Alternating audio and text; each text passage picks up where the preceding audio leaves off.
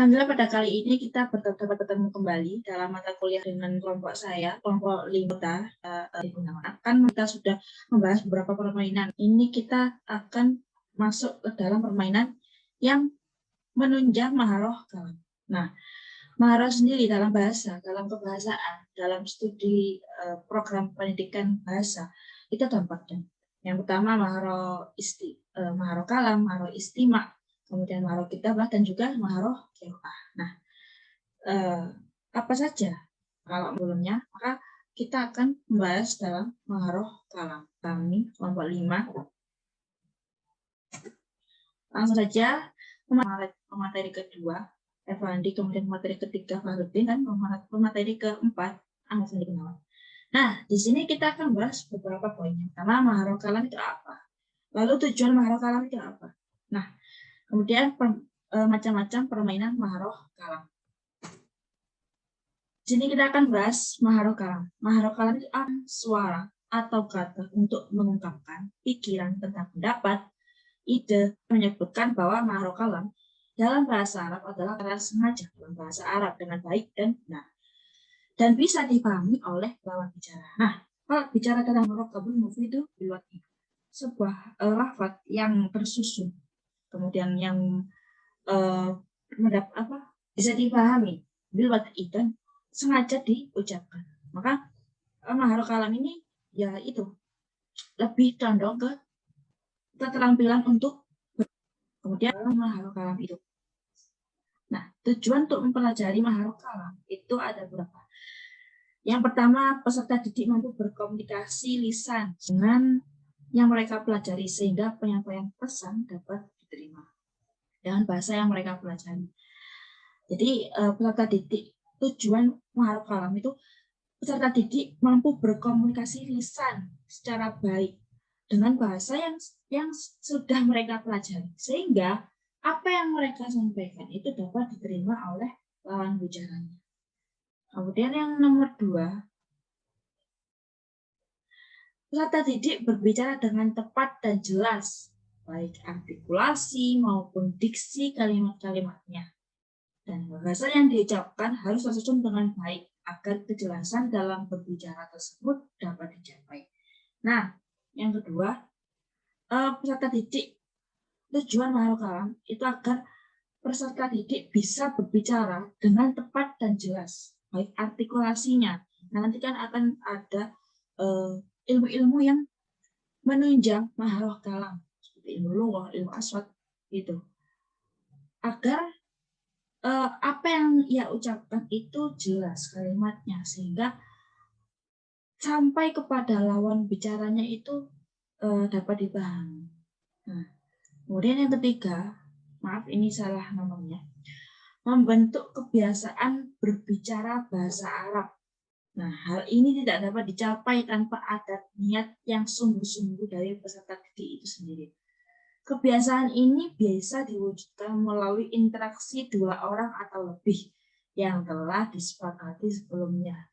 Tidak harus dalam komunitas besar. Nah, yang nomor 3, tujuan maharoh kalam sendiri adalah agar murid-murid peserta didik itu terbiasa untuk berbicara bahasa Arab dan lancar. Kemudian apa yang diucapkan mereka itu bisa diterima oleh lawan bicaranya. Nah, ini adalah pengertian maharoh kalam dan tujuan maharoh kalam. Nah, selanjutnya metode untuk pembelajaran maharoh kalam itu ada banyak. Nah, salah satunya ada permainan untuk menunjang murid-murid agar lebih mahir dalam berbicara bahasa Arab. Nah, macam-macam permainan maharoh kalam. Pertama, silakan. Assalamualaikum warahmatullahi wabarakatuh. Kali ini saya akan melanjutkan presentasi dari para pemirsa tentang permainan maharoh kalam. Yang pertama, di sini ada sebut kata.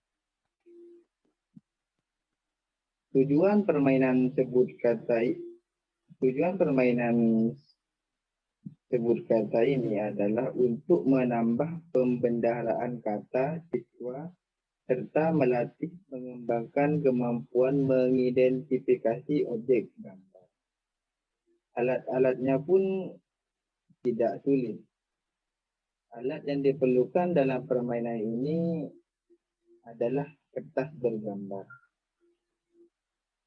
Cara bermainnya pun mudah. Cara bermain sebut kata, guru menyiapkan beberapa gambar dalam sebuah kertas. Kemudian siswa menyebutkan dan melukiskannya dalam kertas yang lain. Selanjutnya, permainan tepuk kata. Tujuan permainan tepuk kata adalah agar siswa mudah mengenal angka-angka atau nama hari dan bulan. Alat yang diperlukannya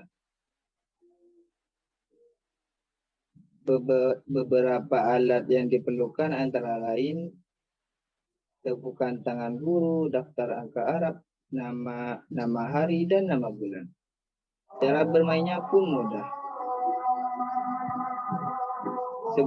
Sebutkan nama-nama atau angka-angka dengan cara bertepuk tangan. Kemudian guru bertepuk 2 kali untuk nama hari. Lalu siswa menjawab.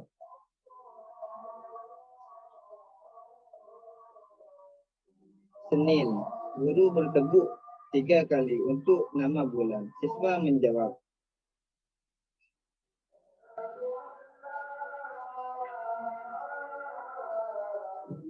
Dan lain sebagainya. Sekian dari saya. Selanjutnya akan disampaikan oleh rekan saya Fahrudin. Oke, makasih Mas Pandi. Selanjutnya permainan tentang siapakah aku.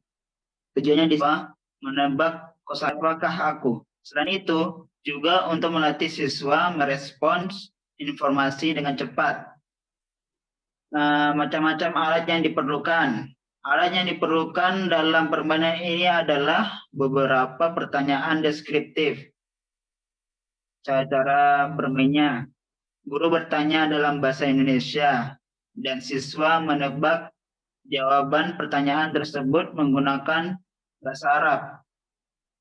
Perhatikan contoh berikut. Aku adalah yang digunakan untuk tempat duduk.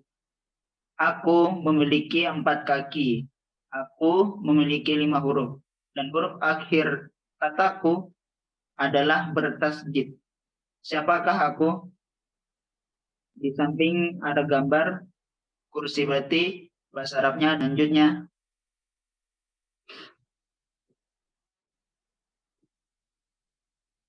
Next guys. Selanjutnya permainan tentang mengenali anggota badan dengan lagu. Tujuannya di sini adalah permainan ini bertujuan mengenalkan siswa terhadap anggota badan menggunakan lagu. Alat yang diperlukan. Alat yang diperlukan dalam permainan ini adalah lagu tentang anggota badan.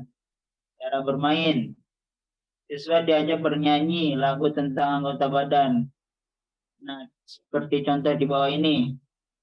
2 mata saya, 1 hidung saya, 2 kaki saya, pakai sepatu baru, 2 tangan saya, yang kanan dan kiri, 1 mulut saya untuk baca Quran.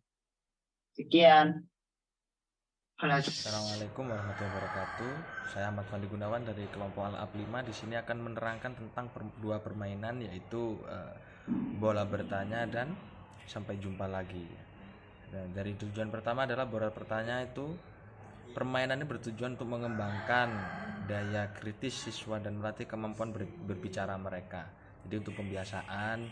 Nah, alat yang diperlukan adalah antara lain kertas dan alat tulis, yaitu untuk menulis pertanyaan di kertas tadi, dan kertasnya tadi ya dibagikan sama guru.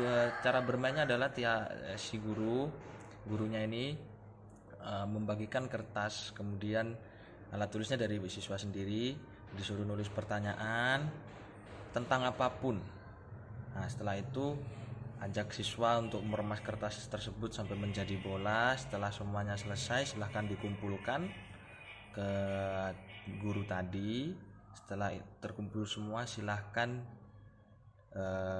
melemparkan satu persatu kepada para siswa sampai semua siswa rata mendapat bola tanya. Minta mereka membaca pertanyaannya di depan kelas dan memberi jawabannya. Nah, jadi seperti itu. Masuk ke permainan kedua, yaitu sampai jumpa lagi, adalah tujuannya untuk membiasakan siswa dalam berbicara menggunakan bahasa Arab. Jadi maharoh kalam. Alat yang diperlukan adalah musik, tape recorder, dan lagu seperti apa yang akan digunakan, musiknya yang seperti apa, dan tape recordernya untuk memberi contoh kepada para siswa. Cara bermainnya, siswa bernyanyi menggunakan lagu yang dinyanyikan saat mengakhiri pelajaran, utamanya pelajaran bahasa Arab. Nah, seperti itu. Sekian dari saya.